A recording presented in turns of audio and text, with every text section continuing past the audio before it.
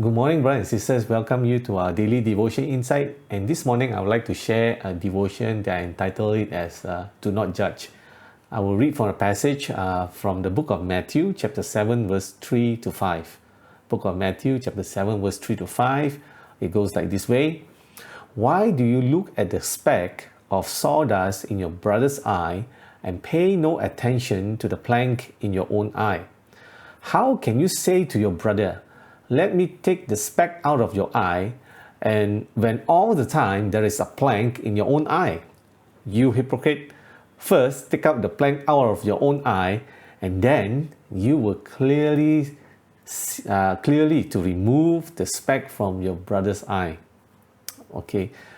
Recently, my son asked me to help his math work, and the question is about choosing an ascending number, a number that ascends, 1, 5, 7, 10. So for some reason, my wife and I couldn't solve it. Okay, of course the number is a bit bigger. It's like 20 point something with the decimal number.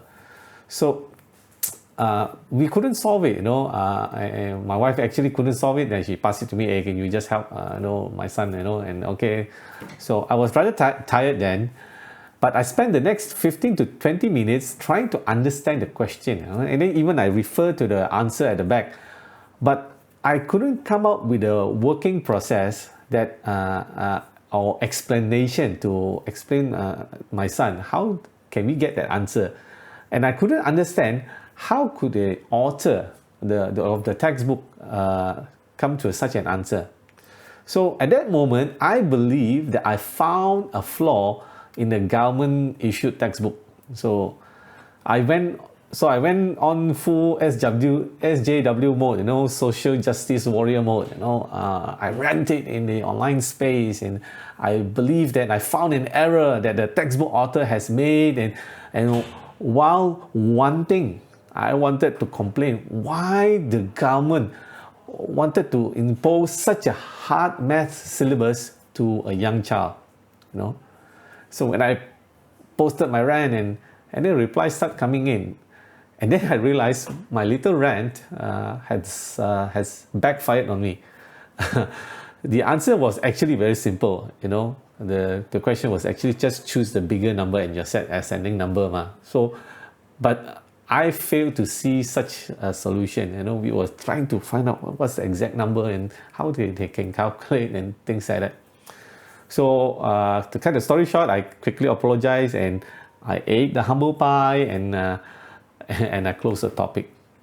So what do we learn from here? What do I learn from here? Lesson number 1 is that don't make judgment when you are tired. Okay, so keep your mouth shut, sleep it over, and think again before you say anything. That's lesson number 1.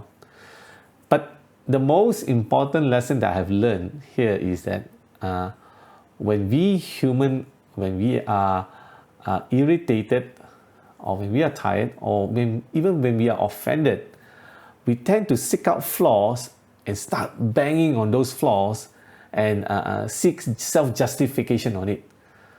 For example, I found this leader, he got a weakness, if we start banging and try to tell other church members, or that because I'm doing the church a favor. We are what we call the online space. We call us SJW, social justice warrior. We try to get justice. We see the pastor, he made a mistake. We start telling other people. We start banging on it. So we tend to judge. So coming back to the Bible, in the very sense of this verse, it seems that Jesus was trying to tell us to mind our business, isn't it? When we read we don't look at people's back, and mind your own business, right? But in the family of God, and especially in this month, this term, we are talking about cooperation. In any teamwork, they're bound to be rubbing of shoulders, or when we work together, they're bound to be conflict. So are we not to point out certain weaknesses or characters or flaws of others so that we can work better? Are we not to do that? If yes, then how are we to do it? Okay, so the key of understanding this verse is that of the attitude of the heart when we are confronting or pointing out weakness in others. Okay, that's why Jesus do such a comical parable. A speck, and then one big plank, one big timber. Some Bible will call it a timber. So big you can't even see. Such a comical parable, such a comical comparison. Okay, but the key is, are we doing it when we point out these weaknesses? Are we doing it in love, humility, and a desire to see that a situation, a working process, or that even for that person's well-being are greatly improved and blessed by God? For my little situation I was speaking earlier, I was definitely none of those.